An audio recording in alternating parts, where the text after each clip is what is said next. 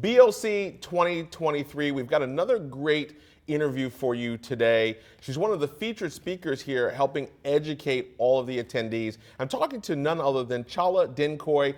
She is owner and CEO of the Repositioning Expert. Chala, thanks for joining us today. That was such a mouthful. You got it all out. I'm so happy for both of us. Yes, absolutely. That's wonderful. So you just led a great workshop here today. What were you talking about? What were we covering? We were talking about elevator pitches, and I know you've heard some elevator pitches in your time, so you probably still hear them today, but when I was in corporate for 18 years, I worked for Pepsi, Pizza Hut, Frito-Lay, and I was pitched to death. I don't know if you were ever in that position, but it was always a nightmare because 86% of buyers can't tell the difference between two suppliers because they think that they do the same thing. So what I learned is that there's a different way to pitch.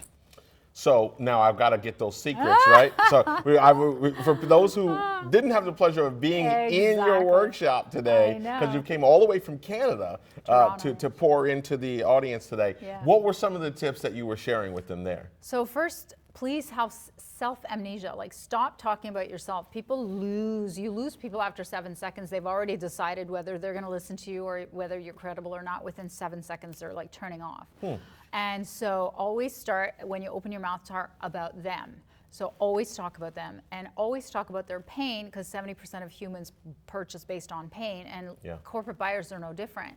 So one of the ways that we differentiate clients is to get them really specifically focused in on an industry that they're talking to. So pick an industry and then pick a pain point that you help with. So be very specific. So for example, I'm a marketing strategist, but my pitch is, did you know that 4 out of 5 MBEs never get business when they introduce themselves to a buyer?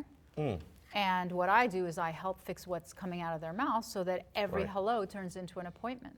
I think a lot of people, and that's great information, thank you for sharing it. I think a lot of people fall into the trap of thinking they're the only person talking to that potential buyer, particularly in the corporate world, right? Where you're getting all these presentations, whether they're unsolicited or they're from an RFP or an RFI, and you're getting quotes. They act like, hey, I'm the obvious choice or I'm the only person, not thinking how they should be different. So part of what you're doing, I think one of the interesting things I heard, because I heard from some people that were in your session, that you were taking people live and helping them work on that. What were some of the breakthroughs they were getting in there when you were hearing the pitches? Well, we definitely got them focused on the pain, because they were most of the time they start talking about themselves. So thing not to do. The second part is industry focus. I really had to force some people to, I was like, not the function, not an IT, like it's not who's doing the job, it's what is the industry, because problems are industry endemic. So you can always guarantee that a company in that industry probably has at least a part of that problem. So if you go in knowing their pain, it's amazing. And the other thing that we did is, I didn't mention my sister from another mother, Capital One. So Capital One actually saw me speak about this, and then they sponsored me. They loved it so much. So Allison QB and I stand up, wear red. I don't know, you didn't see, we're like the Red Sisters. And people are like watching us, and we wear red every time. And now we speak at every diversity conference, and we're speaking at their summit. We're speaking at NGLCC in 2 weeks if you're gonna be there. And we just sit there, we stand and we polish pitches, because she gives her 2 cents from a buyer's point of view. That is fantastic. I think there's a lot of value that people miss, because that type of magic, is coordinated, but that kind of magic can't just easily be duplicated here. So it seems like, in what I'm hearing, like you're also the product of that, meaning you were using media, you were using your voice as a speaker who's educating, caught the opportunity to align with a big corporation like Capital One, and now have also leveraged that to then help other people. Absolutely. This morning we were at their campus. Oh, wow. And we did a private executive roundtable for 13 of their hand-selected vendors in this market. So it's just a real enormous way to connect to their network of small businesses, and so it's like a win-win. It's a win. It's a value add for their diversity program. It's a value add for the people who are in these programs that we're giving, and then it's a value add for me as a vendor. Right, 100%.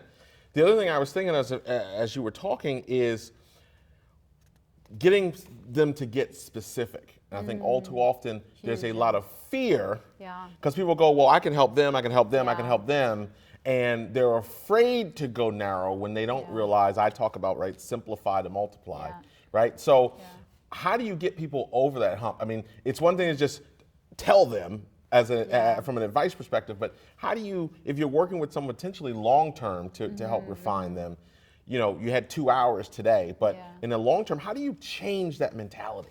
Well, to be perfectly honest, I mean, my programs are 6 months to a year. And so, but if they're not willing to do anything different than what they were before, then, and I'm not cheap, so they wouldn't even, like, don't even give me your money kind of thing. But I'll be perfectly honest, I've had people pay me multiple 5 figures and work with me for a year and still not change, still go back to their comfort zone after I left them. So, you know, and other clients, they continue to work together for years because they know they'll slide back, so they want to keep relevant and they want to keep growing the business and refining the message. So to your point, only a wet baby likes change, right? So if you don't already know that you need to be niched and focused and have to do something differently, I can't change you. We can't change others. I'm a certified coach. That's the first thing they teach is you can't change someone else. Wow.